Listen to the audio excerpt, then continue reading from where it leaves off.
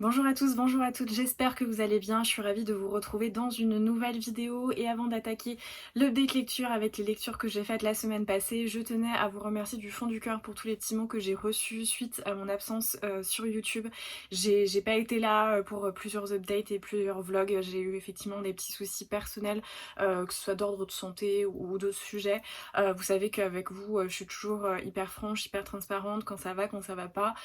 Et quand ça va pas, je vois pas l'intérêt en fait de venir devant la vidéo et d'échanger avec vous sur la lecture quand mon esprit est totalement occupé par autre chose. Je trouve que ça manque d'honnêteté et chez moi mes états d'âme en fait se ressentent énormément. Donc l'idée c'est pas non plus d'arriver avec des mauvaises ondes comme ça sur YouTube. Voilà, j'ai pris un petit peu le temps pour moi et je suis contente de vous retrouver. En tout cas merci beaucoup pour tous les petits messages que j'ai pu recevoir me demandant si tout allait bien, ou juste un petit message pour une pensée pour moi, ça me va vraiment droit au cœur, ça m'a énormément touchée, vous êtes une communauté formidable. Je m'excuse parce que voilà, je j'ai pas la possibilité en ce moment de répondre et de répondre à tout le monde parce qu'il y a beaucoup de messages, mais ça me va droit au cœur, ça me touche énormément, donc merci beaucoup. J'espère que les prochaines semaines seront meilleures et qu'en tout cas on passera des bons moments ensemble sur YouTube et on attaque tout de suite avec les lectures que j'ai faites la semaine passée. Je m'excuse d'avance pour la luminosité qui est un petit peu variable, mais bon, on va pas s'excuser d'avoir un petit peu de rayons de soleil comme ça qui viennent percer dans la vidéo, ça fait tellement du bien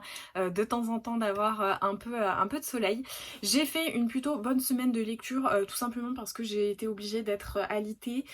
donc j'avais pas grand chose d'autre à faire que de lire, et j'ai commencé la semaine avec numéro 2 de David Fonkinos. Je pense que si vous me suivez depuis un petit moment, vous savez que j'adore David Fonkinos, que rares sont les fois où un nouvel ouvrage sort et que je l'achète pas, ce qui est assez rare puisque souvent les NRF vu qu'ils sont assez chers, je trouve que voilà ça coûte 20 balles, oups, pour moi le lire à peu près en one shot parce que souvent c'est des livres qui font entre 150 et 250-300 pages avec une présentation comme ça très aérée, donc moi je les lis assez rapidement, mais en même temps bah voilà il y a toujours des exceptions. Les exceptions pour moi c'est David Fonkino, ça va être Karine Thuil, Catherine Cusset, ouais je pense à ça, Christophe Onodibio, c'est le genre d'auteur comme ça où je résiste très peu à l'appel de la nouveauté, et donc j'ai craqué pour numéro 2 sans savoir de quoi ça parlait, et j'étais donc très agréablement surprise de voir qu'on allait raconter un petit peu l'histoire de Martin Hill qui est né d'une mère française et d'un père anglais, et en fait ça va être le garçon qui a failli être Harry Potter, donc celui qui est arrivé au même stade dans les castings que Daniel Radcliffe, et dont la question était Martin Hill ou Daniel Radcliffe, et effectivement l'histoire on la connaît, c'est Daniel Radcliffe qui a été choisi, et donc on va voir comment le jeune Martin il va grandir avec en même temps le phénomène qui va lui rappeler chaque jour son échec personnel, d'avoir l'impression qu'il a raté, qu'on lui a piqué la vie qu'il aurait pu avoir, et c'est extrêmement intéressant. Je le dis assez souvent, mais moi David Fonkinos il me passionne dans son écriture parce qu'il a le don de rendre l'ordinaire assez merveilleux, que l'ordinaire devienne extraordinaire en fait. Il n'y a jamais de sujet incroyable, d'événements fantastiques, autant là, effectivement, on parle du casting d'Harry Potter, donc on a déjà un petit peu plus d'envergure que quand, par exemple, dans la famille Martin, juste il s'intéressait au cas comme ça d'une famille lambda qui pourrait être nos voisins, vos voisins, les miens, etc. Là, on a un sujet qui touche un petit peu plus à un événement qui sort de l'ordinaire, on va dire, mais on raconte quand même la vie de jeune Martin, dont les parents vont se séparer, qui va être en fait partagé entre son père à Londres, sa mère qui refait sa vie en France, de voir un peu ses galères au collège, au lycée, ses galères amoureuses, ensuite petit à petit, et comment en fait tout dans sa vie qui est extrêmement ordinaire finalement, parce qu'il n'est pas devenu Daniel Radcliffe, il est resté Martin Hill, et rien n'a été fantastique dans sa vie. On va voir comment un petit peu cet échec personnel va le suivre, et c'est extrêmement intéressant parce que d'un point de vue psychologie, on voit comment pour lui ça va être désastreux en fait, et puis comment finalement comment on fait pour s'en sortir en fait quand on est un numéro 2 d'un truc qui devient un phénomène mondial où on peut pas aller dans une maison sans qu'il y ait un exemplaire de Harry Potter, et c'était extrêmement intéressant, j'ai beaucoup aimé, il y avait beaucoup de... C'était assez touchant finalement parce que bah voilà, jeune Martin, on apprend à le connaître aussi. Au début en fait on se dit ouais bof, c'est un gamin, voilà, il a pas l'air d'être passionné, et puis on a l'impression qu'il s'éveille un petit peu avec ses histoires de casting pour finalement redescendre d'un coup, et on se dit mais il va jamais remonter en fait. Donc on a beaucoup d'attachement par rapport à ça, moi j'ai trouvé que c'était vraiment intéressant. temps, je l'ai complètement dévoré. Alors après, effectivement, on parle un petit peu d'Harry Potter, voilà, on va avoir l'histoire au début de J.K. Rowling, notamment pour le pourquoi du comment il va y avoir un film, donc on se remet un petit peu dans ce contexte. Mais si vous êtes, je sais pas, une énorme Potterhead et que vous dites, voilà, ça va être moyen de vivre Harry Potter différemment, pas du tout en fait. Juste c'est le contexte, mais l'histoire c'est vraiment ce jeune garçon qui aurait pu devenir un immense acteur et qui ne l'a pas été et qui a décidé d'arrêter les castings et tout ça. Donc moi j'ai beaucoup aimé, j'ai trouvé que c'était hyper intéressant en fait, on avait envie de savoir s'il allait oui ou non remonter la pente, comment on fait quand tous les films vont sortir, ça va être des événements mondiaux à chaque fois, donc c'était vraiment hyper intéressant, j'ai beaucoup aimé, j'ai trouvé qu'en plus de ça, pour moi il y avait une dimension encore plus forte là dans l'écriture de Fonkinos, j'ai trouvé qu'il montait un petit peu en puissance, parce que il y avait toujours ce côté,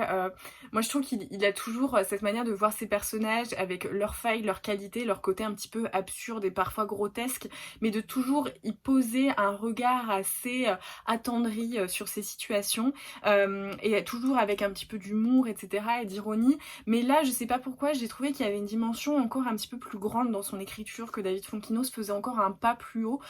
et ça m'a beaucoup intéressée en fait. Je sais pas trop à quoi ça tient, mais ouais, j'ai trouvé qu'il y avait une belle montée en puissance de cet auteur, et j'ai hâte de voir en fait quel sujet il va choisir pour son prochain ouvrage, parce que je pense que ça peut me surprendre encore plus. Donc vraiment très bonne lecture, je peux que vous conseiller David Fonkinos. La semaine dernière, j'étais à Paris et qui dit visite à Paris dit passage obligatoire chez Shakespeare & Co. Je pense que je le dis assez souvent, mais Shakespeare & Co pour moi c'est vraiment un lieu de pèlerinage. C'est le haut lieu de la Lost Generation et je ne peux pas résister à l'envie d'y aller à chaque fois. Donc c'est une librairie anglophone évidemment. Si vous savez pas trop quelle est son histoire, je vous invite à regarder sur Google parce que c'est un lieu historique et quand on est fan comme moi de James Joyce, Fitzgerald,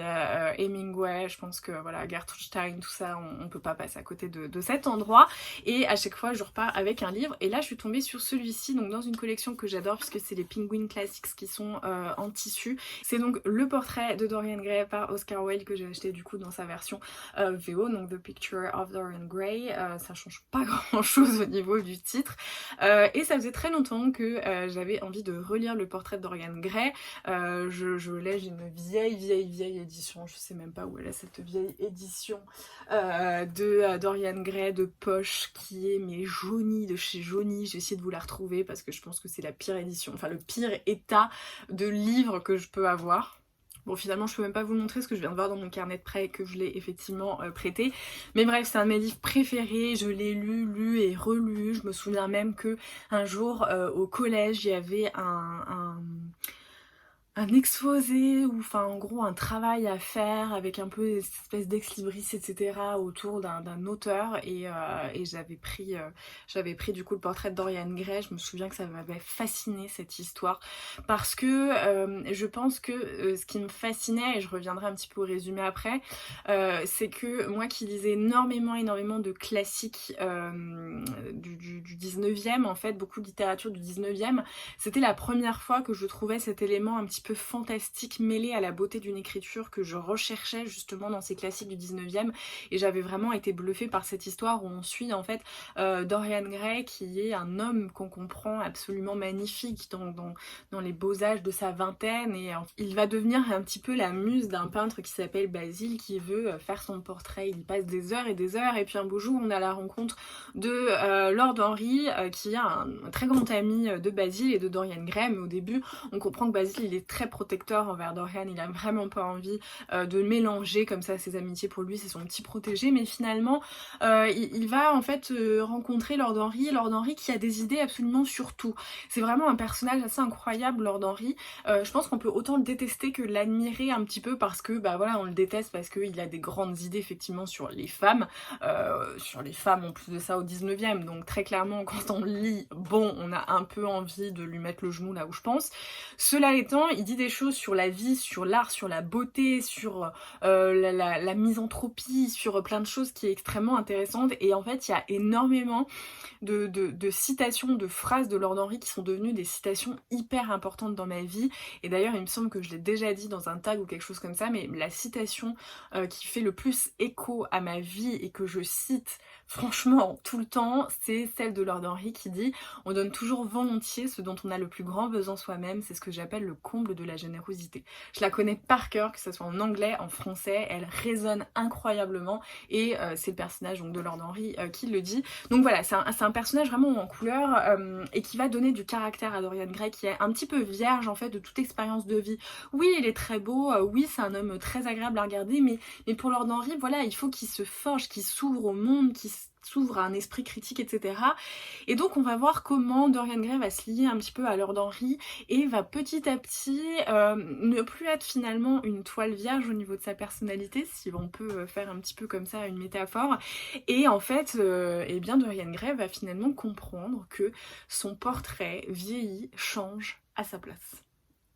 Lui garde le même visage, mais son portrait se modifie en fonction, je sais pas, de ses péchés, de l'orgueil, de ses grimaces qui vont se montrer en fait sur son visage, de ses rides, de sa vieillesse, et Dorian Gray va rester dans une forme de jeunesse éternelle. Et en fait, ce livre est assez incroyable parce que je trouve qu'il donne énormément de leçons philosophiques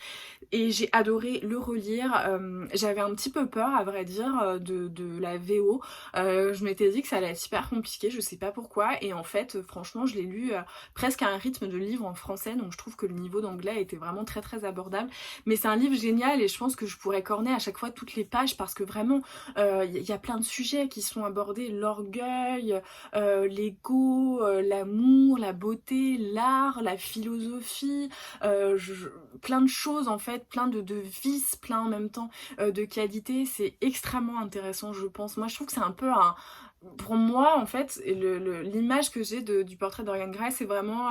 presque un roman d'apprentissage, quelque chose un petit peu d'initiatique qui m'a appris, qui m'a questionné sur plein de choses, et je l'aime vraiment beaucoup. J'étais ravie de le relire. Je peux que vous le conseiller, que ce soit en VO ou en VF, mais pour moi c'est un grand classique à lire au moins une fois dans sa vie. J'ai continué ma semaine avec un recueil de poèmes et c'est donc Homebody de Rupi Kaur qui est publié aux éditions Simon & Schuster dans cette magnifique édition un petit peu de luxe en tissu. Pareil, ça vient tout simplement de Shakespeare & Co. Quand je l'ai vu, je savais même pas qu'elle avait ressorti quelque chose. J'admets que je suis pas très au fait de l'actualité littéraire en ce moment. Voilà, je l'ai pris direct parce que j'adore Rupi Kaur. J'avais été frappée par Milk and Honey, son premier recueil de poésie. Ensuite il y avait The Sun and the Flower, je crois, que j'avais beaucoup aimé aussi, mais j'avais vraiment une préférence pour Milk and Honey. Je pense que The Sun and the Flower, celui que j'ai le moins aimé. Et là dans Body, j'ai trouvé qu'il y avait des parties assez inégales. Donc faut savoir que Rupi Kaur, c'est une américaine d'origine indienne, je crois qu'elle a immigré dans sa jeunesse mais je ne suis pas sûre, qui en plus a vécu des abus sexuels dans son enfance et qui parle en fait avec des poèmes très courts, un peu comme ça la vient. On a vraiment l'impression que ça sort d'un coup comme ça, sans avoir une espèce de complexité, sans avoir répondre à des codes, à une construction particulière en termes de poésie et tout ça, mais on sent que ça sort vraiment d'elle en fait, au plus profond d'elle, et c'est des poèmes qui vont toucher à l'intime, au deuil, à la dépression, à l'anxiété, à l'amour, au corps, au féminin, à plein de choses comme ça, et je trouve que c'est extrêmement...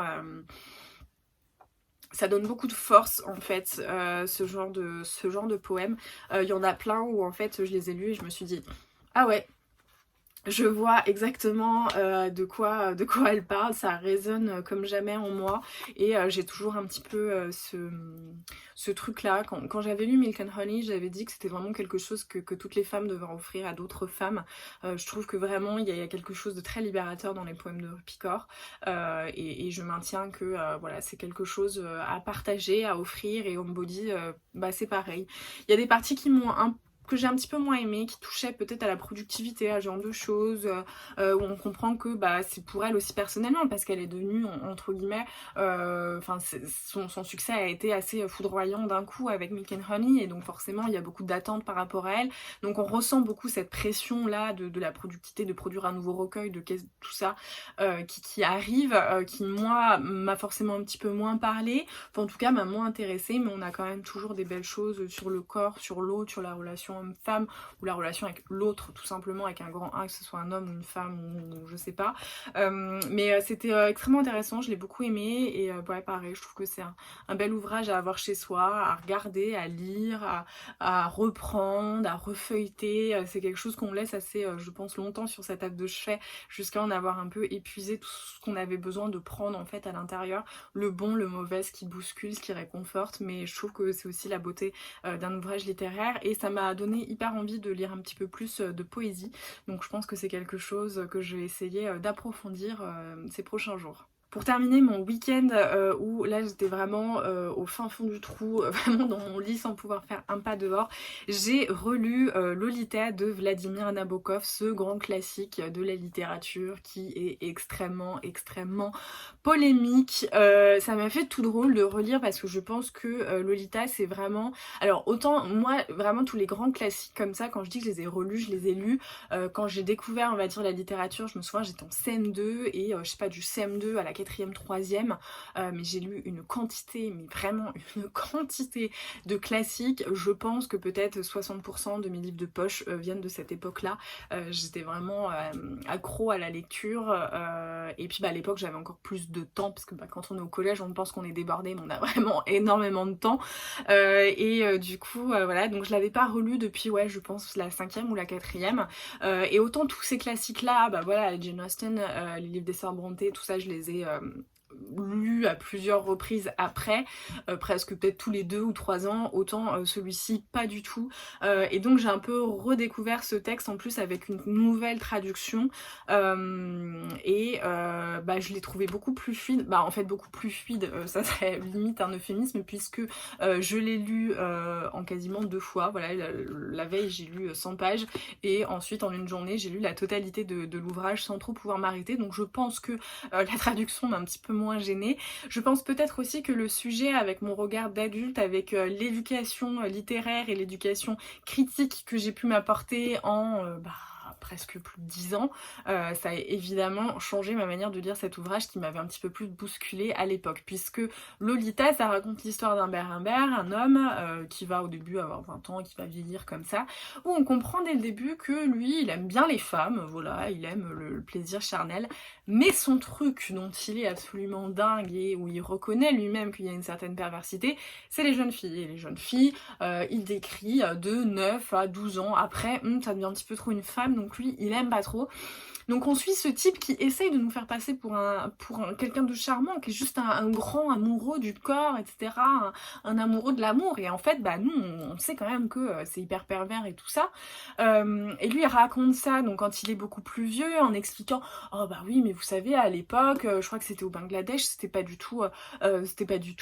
grave qu'une femme, enfin qu'un enfant, qu'une fille couche avec son père. Il prend plein d'exemples sur un homme de 50 ans qui est tombé fou amoureux d'une fille de 9 ans et ils ont vécu toute leur vie ensemble très heureux. Et en fait, il dresse un petit peu ces exemples comme bah voilà, des démonstrations que cet amour existe. Et nous, bah, avec notre regard, on sait que non, juste non. Une gamine qui a 9 ans et un vieux monsieur qui a 50 ans, c'est non, en fait. C'est juste pas possible. Je sais qu'en dans le cas un petit peu pénal et du droit, on a toujours les affaires Roméo et Juliette, ce qu'on appelle quand on a effectivement une mineure et un homme plus âgé, mais que l'homme, c'est toute proportion gardée. Là, quand on a 41 ans de différence, non, là, on n'est pas dans le cas Roméo et Juliette, comme on peut l'appeler en matière pénale. Et donc, du coup, on découvre ce mec-là, et on est évidemment un petit peu bousculé parce que c'est pas forcément hyper agréable de le voir décrire ce qui l'attire chez une fille. Et ça reste quand même très intéressant. J'ai l'impression qu'en fait quand j'étais plus jeune, j'avais eu l'impression qu'il y avait plus de scènes un peu crues et j'avais gardé en fait ce truc en me disant ouais effectivement c'est un peu provoque et tout ça, alors que là en leur disant pas du tout, hein. Enfin il y a des scènes qui évoquent des choses mais il n'y a pas de description de scènes pornographiques, pédopornographiques, enfin il n'y a pas du tout ça, hein. Vraiment pas du tout. C'est raconté mais il n'y a pas ces trucs là et donc c'est voilà, ce livre qui a été extrêmement polémique où Humbert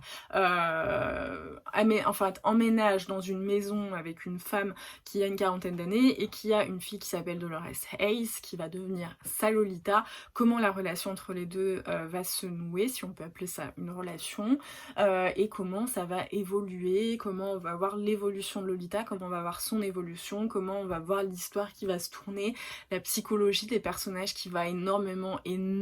évoluer. Et c'est assez intéressant parce que à la manière, je pense, d'un polar ou d'un thriller ou même d'un policier, en fait, on a envie de voir comment la situation va se resserrer autour d'Humbert Humbert. On n'est pas du tout dans du polar, on n'est pas dans du thriller, on n'est pas dans quelque chose, je sais pas, dans un thriller psychologique, j'en sais rien, on n'est pas là-dedans, vraiment pas. Mais on a quand même, je trouve que l'auteur arrive à nous capter un peu comme ça, à capter le lecteur dans ces mêmes espèces de schémas où on a envie de savoir quand même comment ça va finir pour lui, avec peut-être quelque chose d'effectivement très malsain de notre part, hein, parce qu'on a envie à la limite que ça se passe très très mal pour lui. Mais du coup c'est assez intéressant et en fait je pense que ce qui est le plus intéressant dans cette histoire c'est déjà... Il y a deux choses. Moi je trouve que ce roman il a une qualité assez incroyable parce que il est raconté sur 500 pages par un personnage qu'on aimerait clairement voir se faire prendre une balle dans la tête en fait. Et en même temps, on est captivé par cette histoire. Je trouve que Vladimir Nabokov arrive à nous tenir sur 500 pages avec une aisance dans la plume, dans l'écriture, et une qualité narrative en fait qui est assez dingue. Vraiment, on enchaîne les pages. Autant sur certains romans, enchaîner 100 pages, j'ai l'impression de peiner, mais autant là, juste au bout d'un moment, je me disais tiens, j'en suis où? Et là, je voyais que j'avais déjà lu 100 pages. Donc ça, j'ai trouvé que c'était assez fou en fait, et je me souvenais pas du tout de ça en ayant lu il y a 10 ans. Et en même temps, ce livre, en fait, il est intéressant parce qu'il bouscule aussi un petit peu. Et ce que j'ai beaucoup aimé, en fait, dans cette édition, c'est qu'il y a un dossier au début et à la fin. Au début parle, je crois que c'est le nouveau traducteur, ou en tout cas quelqu'un qui parle de la nouvelle traduction, et à la fin par Vladimir Nabokov lui-même, et qui explique comment ce livre est arrivé, comment il a été refusé par 5 éditeurs, dont le 5e lui a dit j'aimerais bien l'éditer, mais je vais pas le faire parce que je pense que sinon vous et moi irions en prison. Et en fait, Vladimir Nabokov explique comment il a écrit ça, pourquoi au début on lui a dit qu'il fallait qu'il le publie anonymement et qu'il s'est dit mais si je le publie anonymement on va véritablement penser que c'est moi Humbert, que j'essaye de raconter quelque chose et que je me cache derrière l'anonymat alors que pas du tout. Et en fait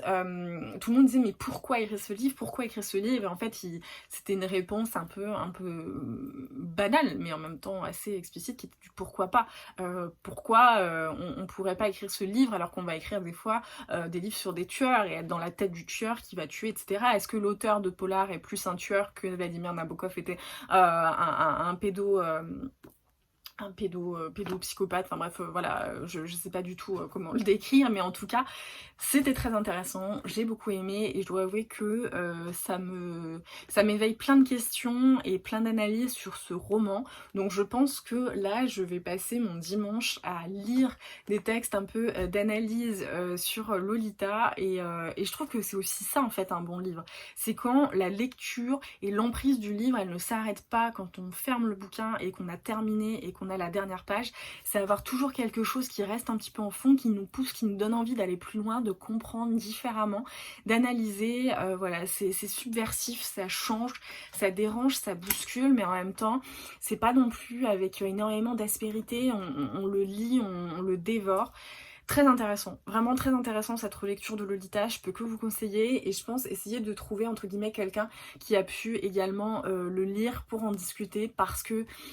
c'est très particulier et je pense que voilà, ça mérite d'être lu. Voilà, c'est tout pour cette update lecture. Je pense que vous l'avez vu, ça a été une très bonne semaine de lecture, beaucoup de livres, beaucoup de bonnes lectures, beaucoup de choses qui font réfléchir, qui bousculent, qui dérangent, qui consolent, qui réconfortent, enfin plein de choses. Mais j'ai trouvé que c'était vraiment une semaine de lecture avec beaucoup d'analyse, et c'est presque ce que je préfère dans la littérature, c'est amener mon expérience de vie personnelle, ma personnalité, qui va me permettre moi d'interpréter certains livres qui ouvrent justement à la réflexion, et pour moi c'est vraiment la magie de la littérature, c'est ce que je recherche recherche le plus. Effectivement, j'adore le divertissement pur, mais les livres qui bousculent et qui font réfléchir, j'aime encore plus ça. Donc j'espère que cette update lecture vous aura plu. N'hésitez pas à me dire dans les commentaires quel livre vous attire le plus, si vous en avez déjà eu un de ces deux-là, ou si l'un d'entre eux fait partie de votre pile à lire et que ça vous pousse un peu à les remettre en haut de vos livres à lire. En tout cas, merci d'avoir suivi cette vidéo. Comme toujours, n'hésitez pas à mettre un petit pouce, à partager cette vidéo sur les réseaux sociaux, notamment en story sur Instagram. Et en attendant la prochaine vidéo, je vous embrasse, je vous souhaite de très bonnes lectures et je vous dis à très vite.